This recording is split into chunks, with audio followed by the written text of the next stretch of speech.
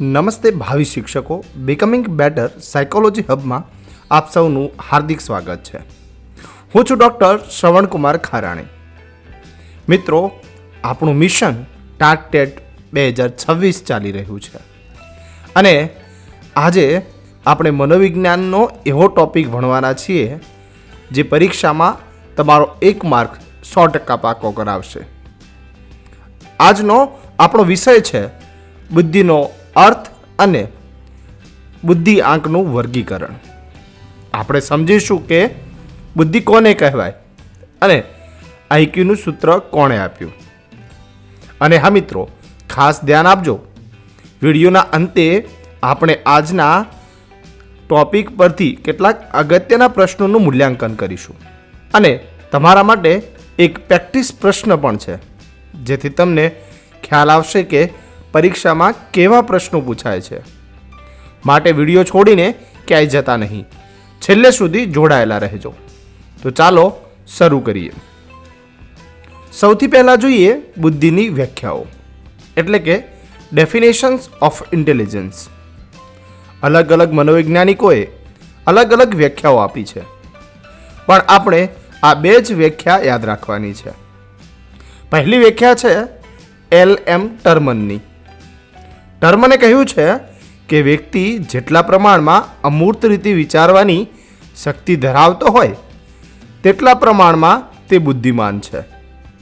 મિત્રો, અમૂર્ત એટલે જે વસ્તુ આંખ સામે ન હોય છતાં તેના વિશે વિચારી શકવું, એટલે કે કૌંસમાં લખ્યું છે એ કીવર્ડ યાદ રાખી લેજો. અમૂર્ત વિચાર શબ્દ આવે એટલે આંખ બંધ કરીને ટર્મન લખી દેવું. બીજી વ્યાખ્યા છે ડેવિડ વેક્સલરની. તેમણે કહ્યું છે કે બુદ્ધિ એટલે વ્યક્તિની સાર્થક રીતે વિચારવાની અને પર્યાવરણ સાથે અસરકારક રીતે કામ પાર પાડવાની શક્તિ. સાર્થક વિચાર અને પર્યાવરણ સાથે કામ પાર પાડવું, આ શબ્દો આવે એટલે વેક્સલર જ આવે. સ્લાઇડમાં લખેલો આ એક એક શબ્દ ખૂબ જ અગત્યનો છે. હવે આવે છે આ વિડીયોની સૌથી મહત્વની સ્લાઇડ, બુદ્ધિ આંક, આઈક્યુનો ખ્યાલ અને સૂત્ર. અહીં ઘણા વિદ્યાર્થીઓ કન્ફ્યુઝ થાય છે. જુઓ, સાલ 1908માં આલ્ફ્રેડ બિનેએ સૌપ્રથમ માનસિક વય એટલે કે મેન્ટલ એજનો ખ્યાલ આપ્યો. જો પરીક્ષામાં માત્ર માનસિક વય પૂછાય તો જ બિને આવશે, પરંતુ સાલ 1912માં જર્મન મનોવૈજ્ઞાનિક વિલિયમ સ્ટર્ને બુદ્ધિ આંક એટલે કે આઈક્યુનો ખ્યાલ અને તેનું સંપૂર્ણ સૂત્ર આપ્યું. સ્લાઇડમાં જે હાઇલાઇટ બોક્સ છે તેમાં સૂત્ર લખેલું છે, ધ્યાનથી જુઓ. બુદ્ધિ આંક બરાબર માનસિક વય ભાગ્યા શારીરિક વય ગુણ્યા 100. બ્રેકેટમાં મેં સ્પષ્ટ લખ્યું છે કે આ સૂત્રના રચિતા વિલિયમ સ્ટર્ન છે. ગુજરાત બોર્ડ મુજબ આપણે આ જ નામ યાદ રાખવાનું છે. હવે સ્લાઇડ પર જુઓ, બુદ્ધિ આંકનું વર્ગીકરણ એટલે કે આઈક્યુ ટેબલ. આમાંથી સીધા જ પ્રશ્નો બને છે. જો કોઈ બાળકનો આઈક્યુ 140 કે તેથી વધુ આવે તો તેને મનોવિજ્ઞાનમાં પ્રતિભાશાળી ગિફ્ટેડ કહેવાય છે, જે દુનિયામાં લગભગ 2% જ હોય છે. ત્યારબાદ 120 થી 139 આઈક્યુ હોય તો તેને અતિશય બુદ્ધિશાળી સુપેરિયર કહેવાય છે.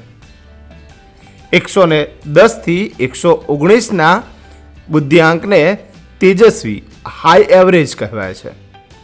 અને જે બોલ્ડ કરેલું છે તે ખાસ જુઓ, 90 થી 109નો બુદ્ધિઆંક હોય એને સામાન્ય બુદ્ધિ એવરેજ કહેવાય છે. દુનિયામાં સૌથી વધુ એટલે કે લગભગ 50% લોકો આ જ કેટેગરીમાં આવે છે.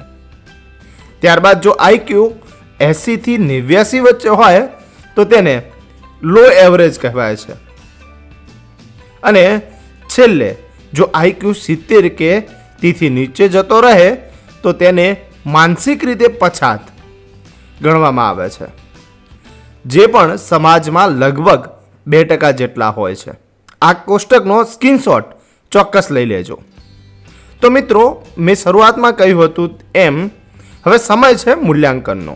ચાલો ચકાસીએ કે તમે કેટલી ધ્યાનપૂર્વક સ્લાઇડ જોઈ છે. તમારી સ્ક્રીન પર પ્રશ્ન 1 છે. બુદ્ધિમાપન માટે માનસિક વય મેન્ટલ એજનો ખ્યાલ સૌપ્રથમ કોણે આપ્યો હતો? Option A William Stern, option B Alfred Binet, option C David Wechsler કે ઓપ્શન ડી LM ટર્મન. વિચારો, તમારો સમય શરૂ થાય છે હવે. સાચો જવાબ છે ઓપ્શન બી આલ્ફ્રેડ બિને. હમણાં જ આપણે જોયું કે માનસિક વયનો ખ્યાલ 1908માં બિનેએ આપ્યો હતો અને બુદ્ધિ આંકનું સૂત્ર વિલિયમ સ્ટર્ને આપ્યું હતું. હવે બીજો પ્રશ્ન છે. સામાન્ય બુદ્ધિ ધરાવતા વ્યક્તિનો બુદ્ધિ આંક IQ સામાન્ય રીતે કેટલો હોય છે?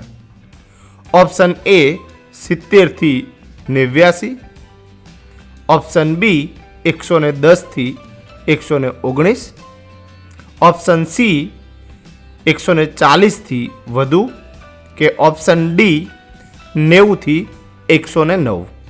વિચારો, તમારો સમય શરૂ થાય છે હવે. સાચો જવાબ છે ઓપ્શન ડી 90 થી 109. અને હવે વિડીયોની અંતિમ સ્લાઇડ પર છે આજનો સવાલ, જે તમારા માટે હોમવર્ક છે. પ્રશ્ન છે, જો કોઈ 10 વર્ષના બાળકની શારીરિક ઉંમર હોય, એટલે કે તેની શારીરિક વય 10 છે અને તેની માનસિક વય 12 વર્ષ હોય, તો વિલિયમ સ્ટર્નના સૂત્ર મુજબ તેનો બુદ્ધિ આંક IQ કેટલો હશે? તમારી પાસે 4 ઓપ્શન છે. Option A 100, option B 120, option C 140 કે ઓપ્શન ડી 80. મિત્રો, તમારી નોટબુકમાં સૂત્ર મૂકીને ફટાફટ ગણતરી કરો અને તમારો સાચો જવાબ નીચે કોમેન્ટ બોક્સમાં લખો. જો તમને આજનો આ વિડીયો અને ભણાવવાની પદ્ધતિ ગમી હોય તો વિડીયોને લાઈક જરૂર કરજો અને તમારા મિત્રો સાથે શેર કરજો. આગળના ભાગમાં આપણે બુદ્ધિના સિદ્ધાંતો જોઈશું. તો બીકમિંગ બેટર સાયકોલોજી હબને સબસ્ક્રાઇબ કરવાનું ભૂલતા નહીં. ત્યાં સુધી હસતા રહો, વાંચતા રહો.